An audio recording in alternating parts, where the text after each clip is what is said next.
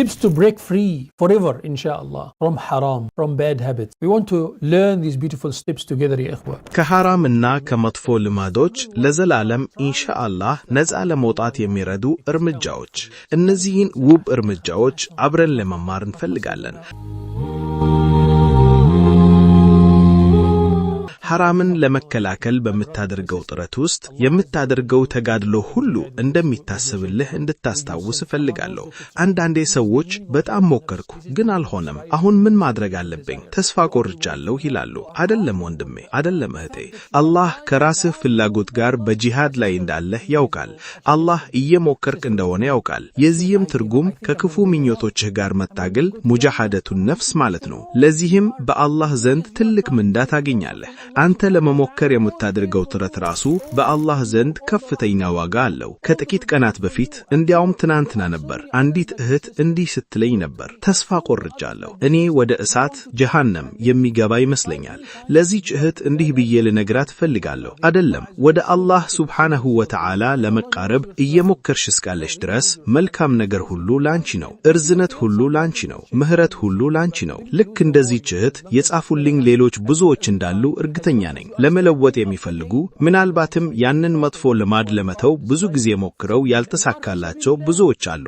አላህ ላንተ በጣም ሩህሩህና አዛኝ ነው። ትግልህንም ያውቃል። አላህ ትግልህን አስቀድሞ ስለሚያውቅ ነው ጊዜ እየሰጠህ ያለው። ምናልባት ከሸይጣን ጋር ባደረካቸው አንዳንድ ውጊያዎች ተሸነፈህ ይሆናል። ነገር ግን ጦርነቱን ገና አልተሸነፍክም። በህይወት እስካለህ እየሞከርክ እስካለህ እና ደግመህ እስከቆምክ ድረስ አንተ በትክክለኛው መንገድ ላይ ነህ። በዚህ ተጋድሎ ላይ ያለህ ብትሞት ያ ትልቁ ጂሃድ ይባላል። የነብዩ ሙሐመድ ሰለላሁ ዐለይሂ ወሰለም ባልደረቦች ሱሐቦች ከጠላት ጋር ካደረጉት ጂሃድ እና እስልምናን የሚዋጉ ጠላቶች ጋር ተዋግተው ሲመለሱ ለራሳቸው እንዲህ ይሉ ነበር፣ ከትንሹ ጂሃድ ወደ ትልቁ ጂሃድ ተመልሰናል። ትልቁ ጂሃድ ምንድነው? ራሳችንን ለመለወጥ ከፍላጎቶቻችንና ከመጥፎ ልማዶቻችን ጋር መታገል ነው። ዛሬ በተግባራዊ እርምጃዎች የታጀዘ የጉዞ ካርታ ስጣችኋለሁ። በትኩረት እንድታዳምጡኝ ፈልጋለሁ። በሚገባ ለመማር ሞክሩ፣ በተግባርም አውሏቸው። ወይም ደግሞ ራሳቸውን ለማሻሻል የሚታገሉ ሰዎች አካፍሏቸው። አላህ ሁላችንን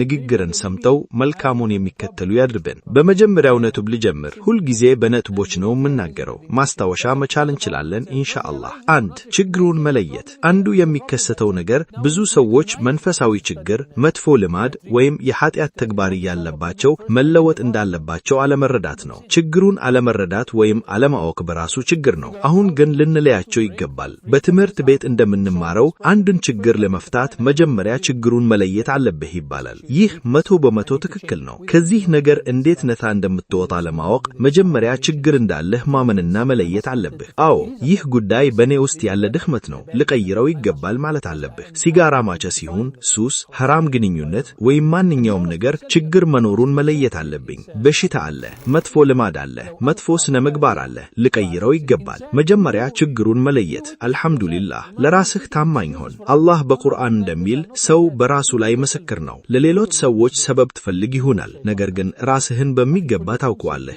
ድክመትህን ታውቃለህ። ሸይጣን ከየት በኩል እንደሚመጣብህ ታውቃለህ። ታማኝ ሆን። ችግሩን ለይ። ይህ ኃጢአት በኔ ላይ አሉኝ ተጽዕኖ እያደረገ ነው፣ ይህን ኃጢአት ልቀይረው አለብኝ ብለህ አስብ። ከራስህ ጋር ተቀመጥና አስተንትን። አዎ ይህን ልቀይረው አለብኝ ብለህ ካሰብክ ትልቅ ደረጃ ላይ ደርሰሃል። ዓይንህን ጨፍነህ ችግሩን ለይ።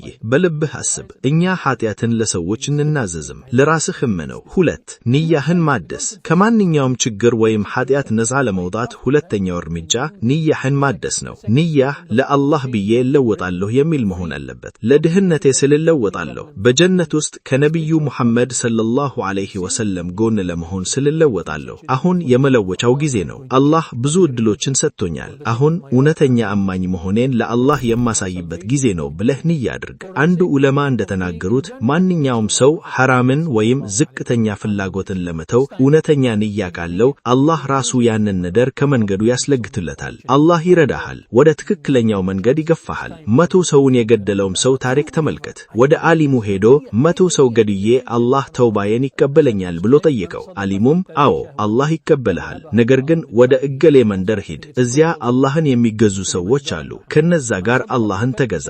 ይህ ሰው የነበረው የእውነተኝነት ደረጃ አላህ ልቡን መለወጥ የሚፈልግ ስናወቀ እና ወደ መልካማ መንደር ተቃርቦ ስለነበር አላህ ርቀቱን አሳጠረለትና የረህማ መላእክት ነፍሱን እንዲወስዱ አደረገው። አንተ ወደ አላህ አንድ እርምጃ ስትጠጋ አላህ ወደ አንተ በልጥ ይቀርባል። በእግርህ ወደ አላህ ስትመታ አላህ ወደ አንተ በፍጥነት ይመታል። የአላህ ረህማ ይመጣልሃል። ብቻ እርምጃ ውሰድ፣ ንያህን አድስ። 3 አላህን ወዲያውኑ ምህረት መጠየቅ።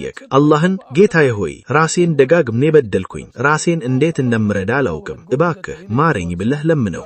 ወደ አላህ አልቅስ። አንድ ጊዜ፣ 2 ጊዜ፣ ብዙ ጊዜ ያደረግኩኝ ብለህ ተስፋ አትቆርጥ። ደጋግመህ አድርገው። ደጋግመህ አላህን ለምን። የዱዓ ጉልበት እዚህ ላይ ነው። ወደ አላህ መጮህ የማይችል ሰው ነው ደካማው ሰው። ነቢያችን ሰለላሁ ዐለይሂ ወሰለም አንተ ልቦችን የምትገለብጠው ይሁን ከአምላክ ሆይ ልቤን በዲንህ ላይ አጽናን ብለው ደጋግመው ይጸልይ ነበር። ጥንካሬን ለምን። በኢማን ላይ ለመቆም ኃይል እንዲሰጥህ አላህን ጠይቅ። አላህን ማናገር ያስፈልግሃል። ምህረትና ጥንካሬን ለምን። 4 መነሻ ምክንያቶችን ወይም ትሪገሮች መለየት። ሸይጣን ከየት በኩል እንደሚመጣብህ ለማወቅ ምን ነገሮች ለኃጢአት የሚገፉትህን መነሻ ምክንያቶች መለየት አለብህ። ለኃጢአት የሚዳረሱህን ሁኔታዎች፣ ቦታዎች ወይም ሰዎች አስተንትን። አንዴ ካወቅክ በኋላ ግን ግንኙነቱን ቁረጥ። ወደዚህ የገበያ ማዕከል ሲሄድ አይኔን ከሐራም መጠበቅ አልችልም ወይም ከነዚህ ጓደኞች ጋር ስቀመጥ ሁልጊዜ ሐሜት ውስጥ ገባለሁ ካልክ እነዛን ቦታዎችና ሰዎች ራቅ። መንገዱን ዝጋ። ለኃጢአት የሚዳርስህ ኢንተርኔት ነው፣ ስልክ ነው ወይስ የተወሰኑ ሰዎች ናቸው? ከሆኑ ከጓደኝነት ዝርዝርህ ውስጥ አስወግዳቸው። በህይወትህ ውስጥ ጥሩና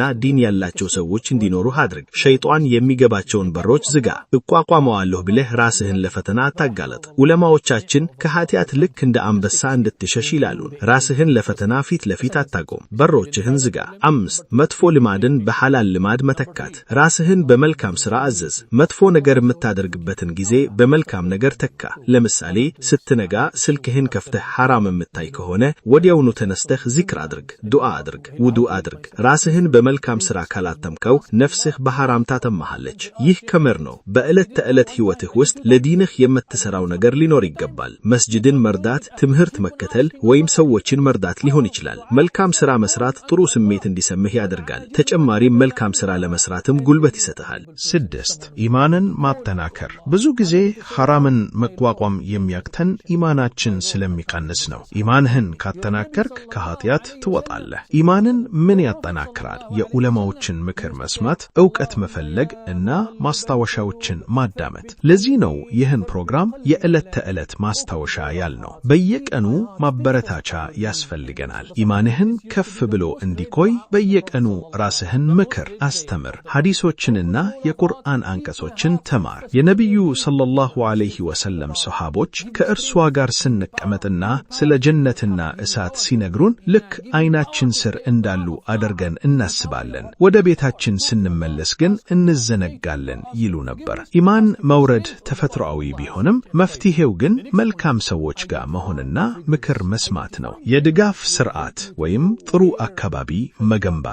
ይህ ነጥብ በጣም አስፈላጊ ነው። በአካባቢህ የሚያስታውስህና የሚደግፍህ የዲን አካባቢ ፍጠር። ጓደኛ ይጎትታል። ጥሩ ጓደኛ ወደ መስጂድ፣ መጥፎ ጓደኛ ወደ ክለብ ይወስድሃል። በመልካም ሰዎች ስብስብ ውስጥ ለመሆን ሞክር። በቂያማ ቀን እውነተኛ አማኝ ጓደኞች በአላህ ፍቃድ ለጓደኞቻቸው ያማልዳሉ። በጀነት ውስጥ ያሉ አማኞች ያ አላህ ዱንያ ላይ አብሮን የሚሰግድ አላህን የሚያመሰግን ጓደኛ ነበረን፣ እሱ የት ነው ብለው ይጠይቃሉ። አላህም አማላጅነታቸውን ተቀብሎ ጓደኛቸውን ከእሳት ያወጣላቸዋል። ስለዚህ መልካም ጓደኛ መያዝ ለዱንያም ለወዲያኑም ትልቅ ዋጋ አለው። በማህበራዊ ሚዲያም ቢሆን የምትከተላቸው ሰዎች ለአላህ ቅርብ የሆኑ ይሁኑ። አሉናዊ ጉልበት የሚሰጡህንና ወደ ሐራም የሚጎትቱህን ሁሉ አንፎሎ አደርግ። 7 ታጋሽና ጽኑ መሆን። እነዚህን ሁሉ ሞክረህ አንዳንዴ ልትወድቅ ትችላለህ፣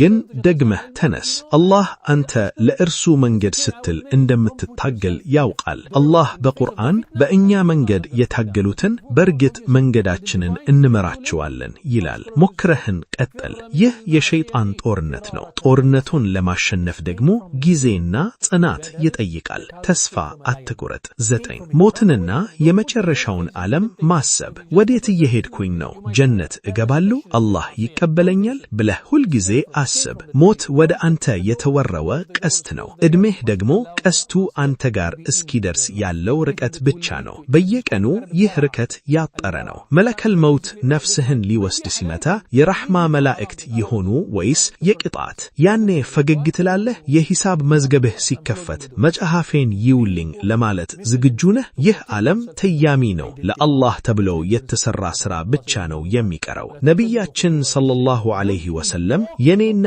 የዚች ዓለም ምሳሌ ልክ በመንገድ ላይ የሚጓዝ መንገደኛ ነው። ለአፍጣ ዛፍ ስር ጥላ አግኝቶ አርፎ የሚሄድ ሰው ነው። ለዚህ ዓለም አትጨነቅ። ዓላማህ አላህን መግዛት ይሆን። 10 ስታሸንፍ ራስህን ሸለም። ትንሽም ቢሆን ስትሳካ አልሐምዱሊላህ በል፣ አላህን አመስግን። ለአንድ ሳምንት፣ ለአንድ ወር ወይም ለአንድ ዓመት ከኃጢአት መራቅ ከቻልክ ተደሰት። ወደ አላህ መንገድ እየተጓዝክ ስለሆነ ደስ ይበልህ። አላህ ከነዚህ ምክሮች ተጠቃሚ ያደርገን። ማንኛውም ነጥብ ልብህን ከነካህ ወይም የምትጨምረው ካለ አጋራን። አላህ ሁላችንንም ይባርከን፣ ለመለወጥም ኃይሉን ይስጠን። ጉዞውን ለመጀመር ከወሰንክ ጻፍልኝ። አላህ ከመልካሞቹ ያደርገን። አልሐምዱሊላህ። Ask Allah subhanahu wa ta'ala to make us among those people